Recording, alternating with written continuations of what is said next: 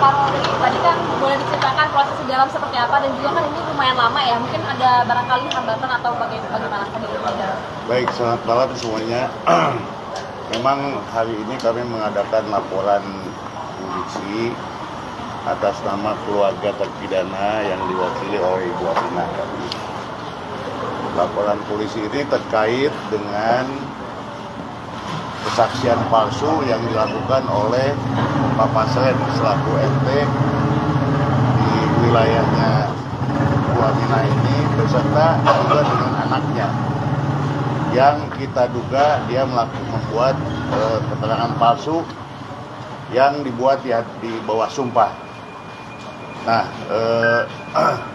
kita memang sudah membawa bukti-bukti semuanya, baik itu berupa putusan pengadilan, kemudian saksi-saksi, dan kemudian juga keterangan pernyataan-pernyataan yang kita dapat dari tetangga-tetangganya yang menyatakan bahwa pada malam tanggal 27 Agustus 2016 mereka tuh memang ada di rumahnya Pak Pasren. Tapi Pak Pasren ini menyatakan dalam kesaksiannya tidak ada katanya. Jadi itulah yang ditambah lagi dengan beberapa waktu yang lalu ada di TV yang menyatakan bahwa keluarga terpidana ini mendatangi Pak Pasren untuk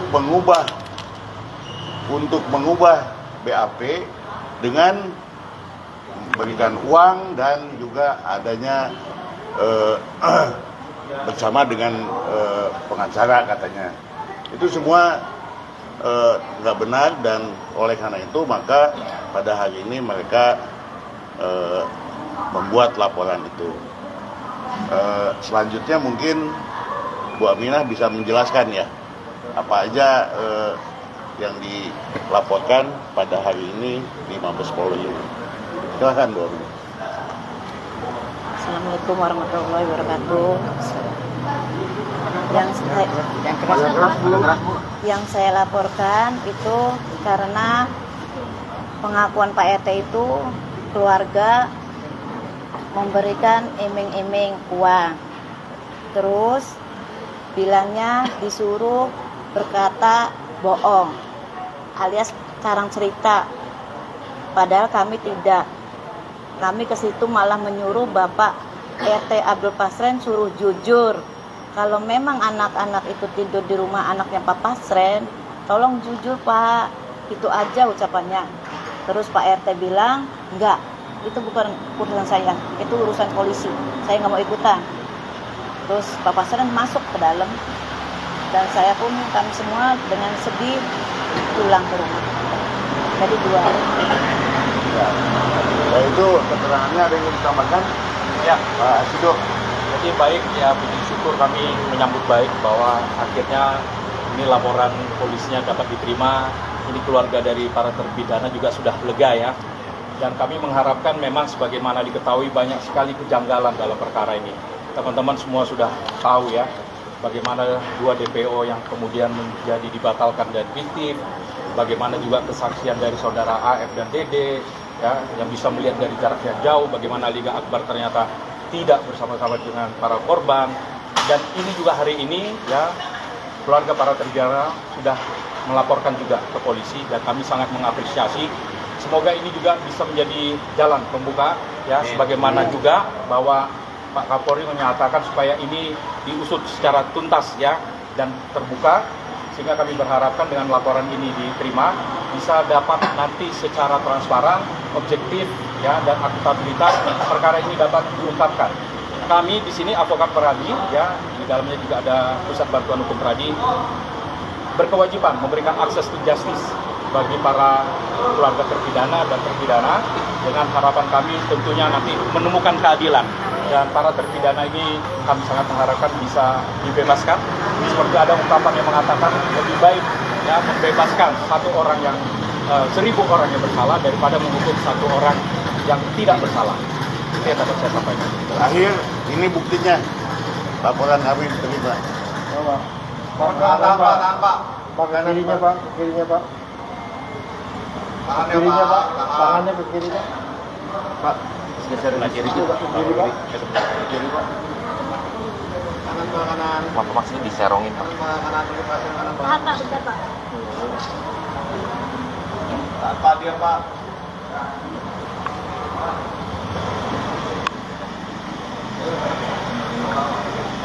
Pak. Pak juga tadi Oke. kenapa prosesnya agak lumayan lama, apakah ada terkendala terkait dengan pembuktian atau seperti apa Pak? Iya betul, memang terkendala bahwa bukti-bukti kita ya ada yang kurang dianggap kurang lengkap lah gitu ya.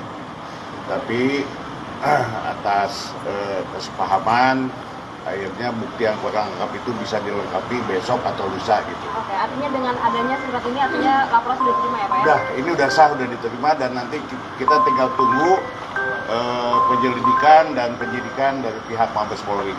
Terima kasih buat Bapak, semua. sebentar, Ya. ini kan kasusnya juga ditangani sama Polda Jawa Barat ya? Maksudnya kasusnya Vina ini gitu ya?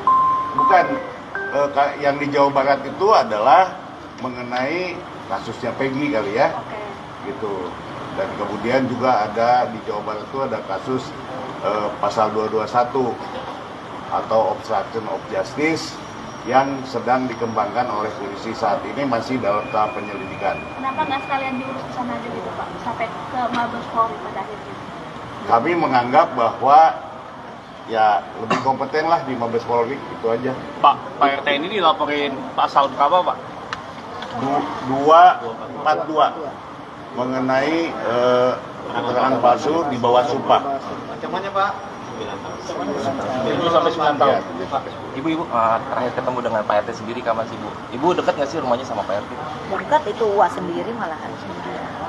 Ya udahlah, ya sering ketemu sih sebelum viral mah sering ketemu, malah dia sholat, malah dia juga sering beli serabi saya karena saya jualan serabi, tapi saya nggak masalah, saya ikhlas, mungkin udah takdir adik saya, tapi begitu sekarang viral lagi, insya Allah kesempatan tidak akan datang lagi untuk kedua kalinya.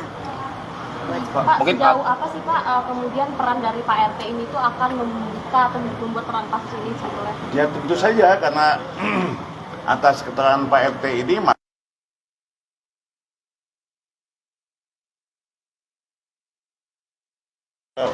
kata keterangan RT ini maka 5 orang tetangga termasuk adiknya Pak Amina ini sekarang masuk di dalam.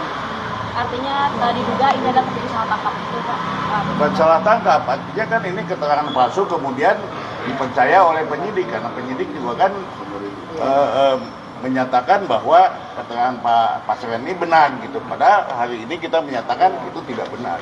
Menyesatkan gitu, Ya inilah yang kemudian akan kami jadikan nanti untuk mempelajari apakah ini bisa jadi novum atau tidak gitu, untuk PK kami. Ini kan sudah berlangsung di 2016 ya. Kenapa upaya ini baru dilakukan? Apakah memang di 2016 sempat mencoba melaporkan Pak RT ini? Mohon maaf ya, kami baru terima kasus ini juga belum ada sebulan ya. Enggak, maksudnya mungkin dari keluarga gitu. Ah, silakan. Ya. Kenapa Mas? Ini kan kasusnya di 2016, kejanggalan pasti sudah dirasakan sejak dulu. Nah, kenapa baru ingin melaporkan Pak RT ini sekarang? Karena dulu kan nggak ada media, nggak ada TikTok, terus adanya cuma koran sama HP jadul. Kita mau lapor kemana? Kita orang kecil. Sedangkan itu sama polisi berurusannya, saksi yang kita bawa aja nggak pernah dipakai. Itu aja. Masih sering ketemu sampai sekarang sama Pak RT? Ya sekarang nggak ketemu sejak viral. Terakhir kapan sih? kapan mungkin tuh ketemu Pak RT? Terakhir ya sebelum viral lah pokoknya. Berita yang kami dapat baru di Cirebon itu tadi siang udah minggat Pak RT-nya. Dan malam ini ada pergerakan di sana. Itu ada acara Pengajian, aksi, doa bersama. doa bersama seluruh masyarakat di sana di depan rumahnya Pak RT. Support. Itu bentuk supporting dari warga ya. Mungkin karena keluarga sendiri ini tahu nggak sih minggatnya karena apa sih Pak RT sendiri? Maksudnya? Pak RT kan ini minggatnya kan? Iya. Nggak ada di rumah sekarang. Mungkin tahu nggak sih sebagai Ya mungkin karena di depan rumahnya mau ramai banyak warga, jadi mungkin dia takut sendiri, takut diapa-apain. Padahal di situ hanya mau doa bersama untuk Peggy Setiawan dan 5 yang ditangkap polisi itu yang di dalam. Baik. Ya, saya kira cukup sekian ya. Terima kasih Pak. Terima kasih.